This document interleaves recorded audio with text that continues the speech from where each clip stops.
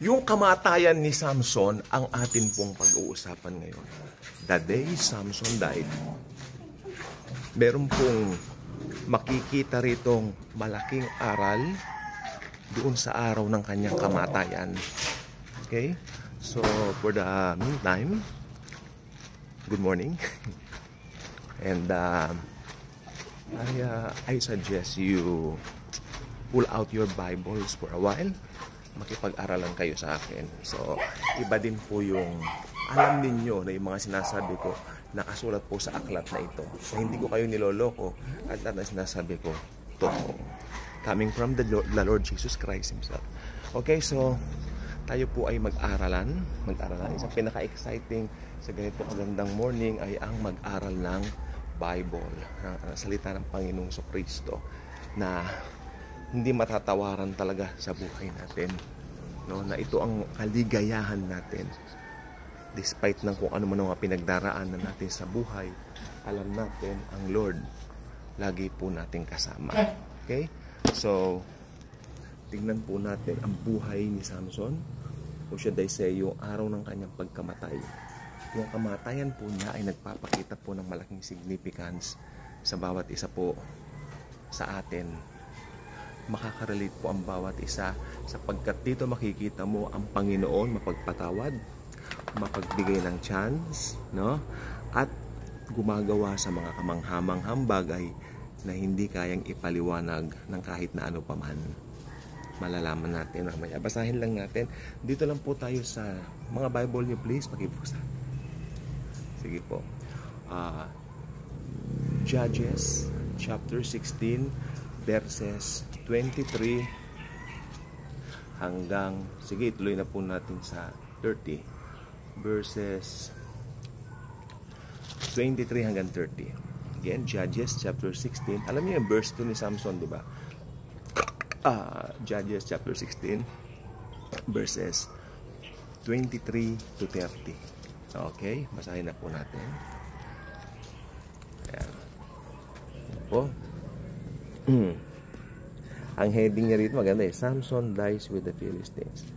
Now the lords of the Philistines gathered together to offer a great sacrifice to Dagon, their god, and to rejoice. And they said, our God has delivered into our hands Samson our enemy. Tignan po natin ang unang punto ko dito. Mabasahin ko tapos ibigay ko ng point kasi may ikli lang po yung time dito po sa TikTok. No? Ang point ko po rito, they worship a false god.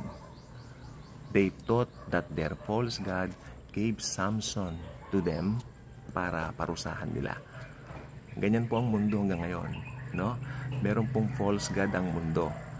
Hindi lang po yung rebulto, hindi lang po yung kundi kapangyarihan, salapi, pera. Akala ng mga tao na yung false god nila na pera, yun ang nagbibigay sa kanila ng security o ng mga bagay na hinihiling nila. Pero ang totoo po hindi. Ang Panginoong Jesus lang po makapagbibigay sa atin. Diretso po tayo, okay? So, susunod. When the people saw him, si Samson siyempre, they praised their God, for they said, our God has delivered, inulit na naman nila, our God has delivered into our hands our enemy, the destroyer of our land, and the one who multiplied our dead. Yung mga maraming pinatay si Samson sa kanila.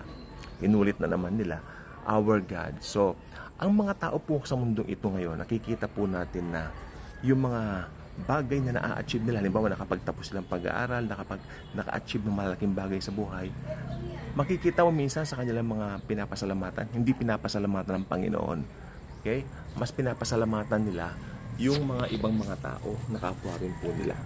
Parang significant din po dito.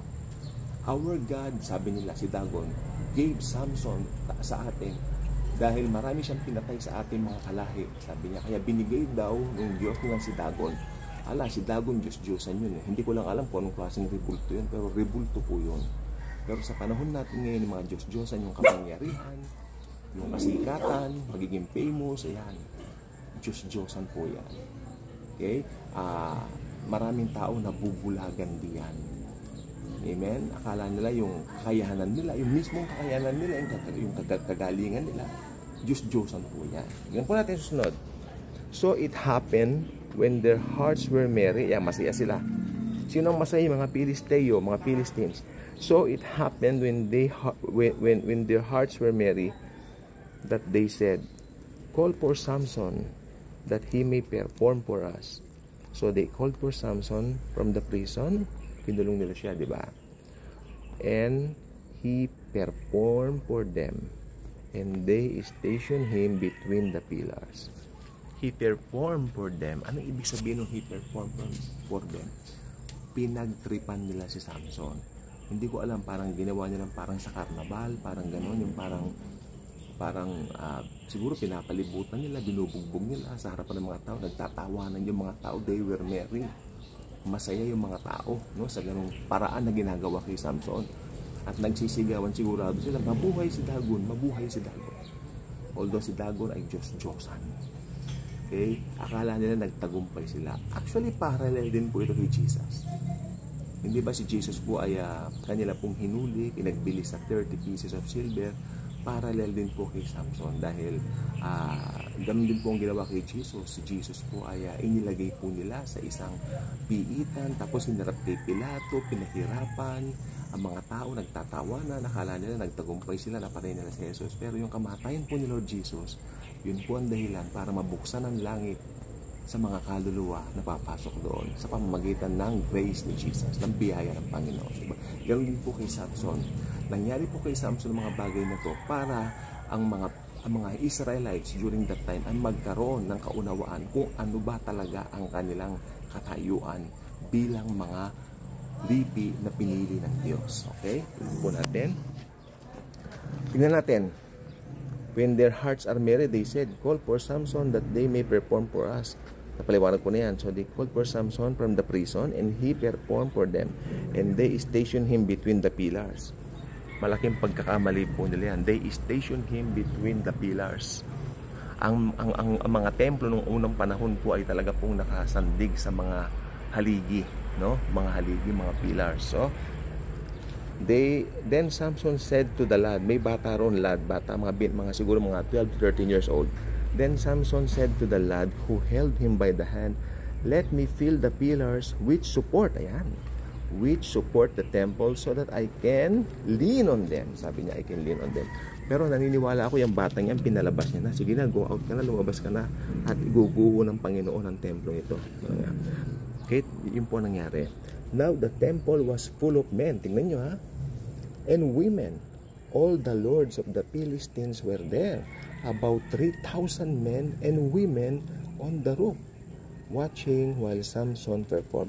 Marami nagtatalo dito eh. Sabi nila 3,000 people daw lahat. Pero maliwanag po sa Bible, all the lords of the Philistines were there. Yan, iba pa yan.